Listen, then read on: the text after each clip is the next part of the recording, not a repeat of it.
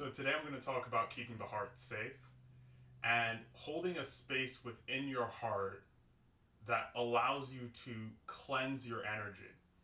And ultimately, what I mean by that, or what I'm referring to in particular, are those moments when we hold grudges or moments when we hold on to an emotion such as anger or any strong emotion for that matter. And that becomes a part of our identity almost, at least for the moment, and essentially distorts our energy. And when I say energy throughout this video, what I'm referring to in particular, and I mentioned this in other videos, I typically think of energy in two ways. There's catabolic, and then there's anabolic energy. Catabolic being the more tearing down, destructive. If you want, you can call it negative, but not necessarily. And anabolic being the more creative, the more healing, the more giving of the energies. And I'm going to add one additional caveat. When I speak about energy, what I mean in particular is our emotions, our thoughts, the combination of those two, and the use of our emotions and thoughts, especially with regards to our reactions to said emotions and thoughts. Which is why I brought up something like anger. Now, I think energy is a whole lot more complicated than that. You can get really down the sort of spiritual rabbit hole there. But for the sake of simplicity, let's keep it there. If you want to add anything in addition to what I say here, or if you want to add some additional nuance about energy, feel free to do so in the comments. I'm more than happy to nerd out even more about this, but for the sake of simplicity, I'm going to keep it to that.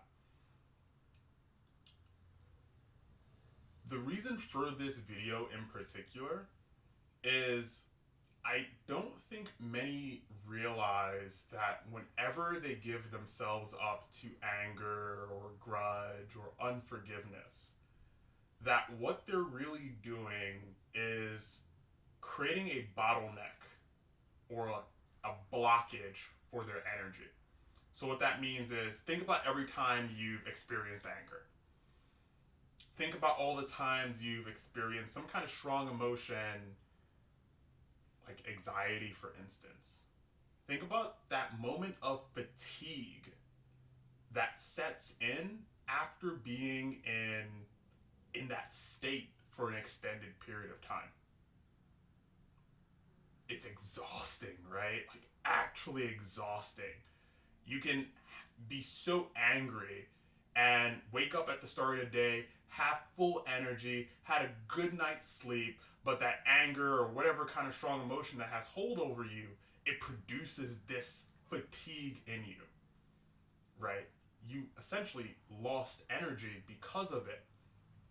And one of the reasons why this happens, though, is, I'm going to sound like a Buddhist here. When these emotions come up, we often identify ourselves with those emotions. We identify ourselves with those thoughts. And the identification with them, or the belief that I am this anger, or this thought is me, or this thought is of me, or this thought is representative of me, that creates this bottleneck for the energy because there's nowhere for that emotion to truly escape, right? So think about it like this. We have this emotion of, I've been using anger this whole time, but we have this emotion of anger. We have this sort of attachment to this anger.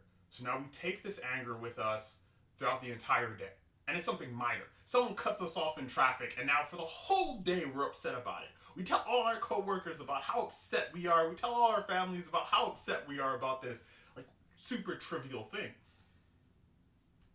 And we keep on to that anger, not realizing that, wow, the actual effort it takes to hold on to that anger is actually using it's a use of your energy to hold on to that thing. And it's like, when you really think about it, you're spending all this emotional, physical, mental energy to hold on to something that isn't serving you, especially for something that happened like 20, 30, maybe 30 minutes ago, maybe even a week ago, maybe even 10 years ago. um, that's not to say that there isn't things, like, that's not to deny like traumas or anything like that that would of course have a hold over you. Of course, in those cases, find an amazing therapist or psychiatrist who can actually provide one-on-one support. But what I'm talking about in particular are those moments when you hold on to these really strong emotions. What's the alternative then? The alternative is to allow the heart, or give the heart space to cleanse itself. And what that looks like is not withdrawing, not identifying with that actual emotion, but taking a second to breathe, to release after acknowledging, of course, because it's okay to feel the way you feel. Like, we have marginal control, if even that, over the actual emotions that we do feel. But acknowledge it, like, wow, I am angry in this moment. And breathe into that heart space. Like, you can literally breathe into your heart and feel that relaxation while acknowledging, like, hey, I'm angry. And then acknowledging that there is this kind of like larger presence at play here. And by presence, I'm sorry, I keep tossing around these words. And by presence, what I mean is acknowledging like the grandness of the universe. It really just helps put you in perspective, or set everything in perspective, right? Because when you think about how small we are, we represent this like really small portion of the entire universe, a fraction of a fraction of a fraction of the entire universe. It really helps put certain things in perspective. It's like, wow, that one fleeting moment of 1 minute, was that even worth the energy to remain upset or angry about? Now, I share that about something very trivial, like someone cutting you off in traffic. But this can also work in other areas of your life too. Suppose you have a family member that's, I don't know, wronged you, or you thought they wronged you in some way, and now you're carrying that grudge eternally against that person. And you're taking on this grudge, maybe in hope, I don't even know why, but maybe in hopes that they feel some kind of way, or maybe to prove something to that person. But in the process of holding on to that grudge, they're probably not thinking of you, honestly. And you just have this grudgefulness like held on to in your heart, and all it, like, you're not allowing it to escape. You're not actually given the opportunity to acknowledge, like, wow, I'm angry that this happened, or this person said this thing, or this thing happened, or they didn't do this thing, or this failing. Acknowledging it, and then just saying, or simply releasing it. It's so important to have some kind of release. Anyway, this video is starting to get really long, and I feel like I'm rambling just a bit.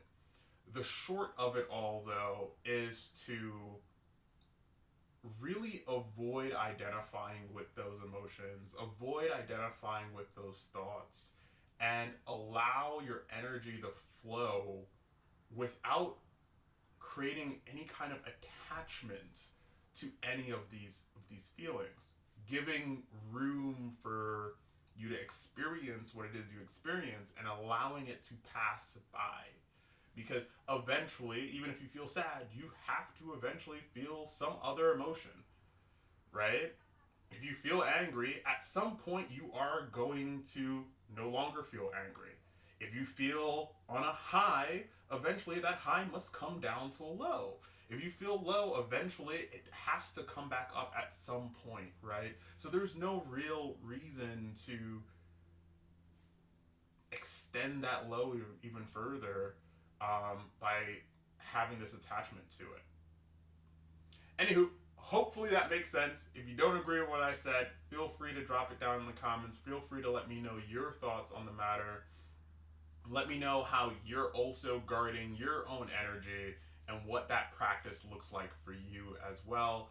Until next time, have a wonderful day. Peace and love to you.